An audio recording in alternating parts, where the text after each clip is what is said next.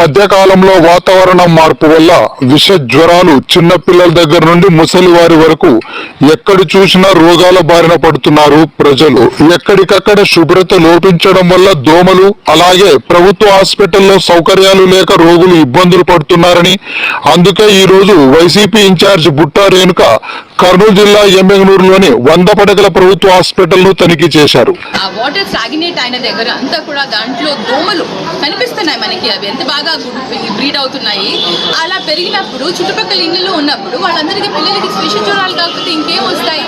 Sanitation ఒకటి. మన municipal commissioner గారితో కూడా మాట్లాడాను నేను ఇవాళ. అజత చుట్టుపక్కల మీరు చూస్తున్నారు, ఇక్కడ గోడ లేదు, అక్కడ వాల్ లేదు, ఆ పిగ్స్, పందులు, చెత్త చెదారం, హాస్పిటల్ అనే ఆ హైజీనిక్ అనేది ఇక్కడ లేదు. ఇంకా ఇక్కడికి వచ్చి ఆ రోగాలు తెచ్చుకుంటారేమో అని ఒక బాధ. పుట్టిన పిల్లలు ఎంత సెన్సిటివ్గా ఉంటారు. ఇలాంటి పరిస్థితుల్లో వాళ్ళు ఇక్కడ ఉంటే ఎన్ని రోగాలు వస్తాయో అర్థం కావట్లేదు. అసలు ఎక్కడ చూసినా కూడా బూజు, దుమ్ము, ధూళి, చెత్త, ఇంకా చెప్పదు. అసలు ఎక్కడికక్కడ స్పిచ్ చేసి మరి డెంగ్యూ అలాంటివి వస్తే మరి పాపం ఎక్కడ పోవాలో కూడా తెలియదు. ఇవన్నీ కూడా ఇమ్యూనిటీస్ పెంచాలనేసి నేను రిక్వెస్ట్ చేస్తున్నాను. Every department has a problem ఇక్కడ. బికాజ్ ఎక్కడ కూడా ఏది లేదు. ఇక్కడైతే ఓపెన్ చేశారు కానీ ఇక్కడ ఇన్పేషెంట్స్ని ఎవరిని పెట్టలేకపోతున్నారు. బికాజ్ వాళ్ళ దగ్గర బెడ్స్ లేవు. ఇన్పేషెంట్స్ చేయాలి, బెడ్స్ కానివ్వండి. ఇప్పుడు 100 బెడెడ్ హాస్పిటల్ అంటున్నాం దీన్ని. 100 బెడెడ్ హాస్పిటల్కి కావాల్సిన ఎక్విప్మెంట్ అనేది మనం ప్రొవైడ్ చేయాలి కదా. ఇక్కడ బెడ్స్ కావాలి, వాటికి తగినట్టుగా మళ్ళీ ఇక్కడ సౌకర్యాలు కావాలి.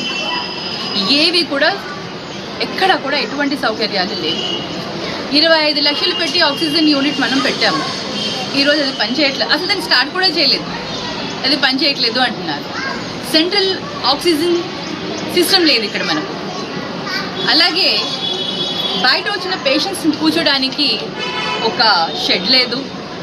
ఓపీ ఇంత ఎండలో వర్షం వచ్చినా ఎండ వచ్చినా ఏమున్నా ఓపీ అంతా ఇక్కడే నిలబడాలి. ఓపీడీ వాళ్ళకి స్లిప్ తీసుకుని ఏ డాక్టర్ దగ్గరికి వెళ్ళాలి అంటే ఇక్కడ ఉండాలి.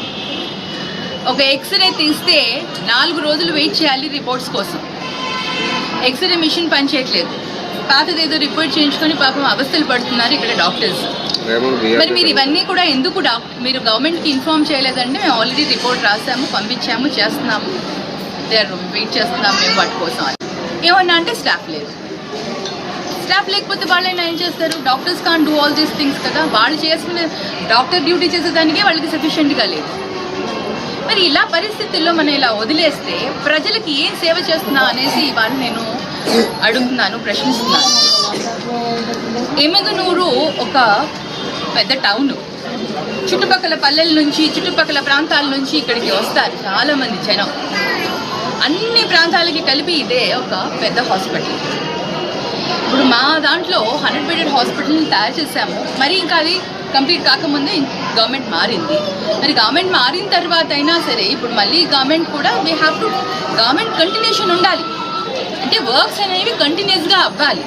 ఈ బేసిక్ ఎమ్యూనిటీస్ ఏవైతే ఇక్కడ ఉన్నాయో, ఇక్కడ ఫర్నిచర్ లేదు, బెడ్స్ లేవు, కాట్స్ లేవు, ఇంకా అసలు క్రిటికల్ కేర్ యూనిట్ లేదు, ఆక్సిజన్ సెంట్రల్ ఆక్సిజన్ ఉంది పనిచేయట్లేదు, ఎక్స్రే మిషన్ పనిచేయట్లేదు, అది అంతంత మాత్రమే పనిచేస్తుంది.